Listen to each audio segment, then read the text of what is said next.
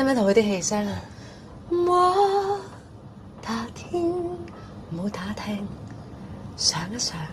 我覺得佢個上一上都唱得好好聽。係啊，想一想，問自己，莫打聽，就好似有人喺你嗰個耳邊咁講緊嘢，所以適當去開發我哋嘅氣聲。啊，當然有啲同學仔咧，佢哋有啲女仔啊，偏向女仔多㗎，佢哋把聲本身好虛咧，都係出到呢啲氣聲。但有時個虛同識善用氣聲係一線之差㗎咋。譬如啊，如果我虛下，有啲人好唱唱一唱。我打天，即係呢個都係虛係咪？一線之差。我打天，你滲氣聲同好虛。我打天，極多氣聲，係嗰個，即係我哋成日都 master 所謂嗰個技巧，就係你用得精唔精準咯。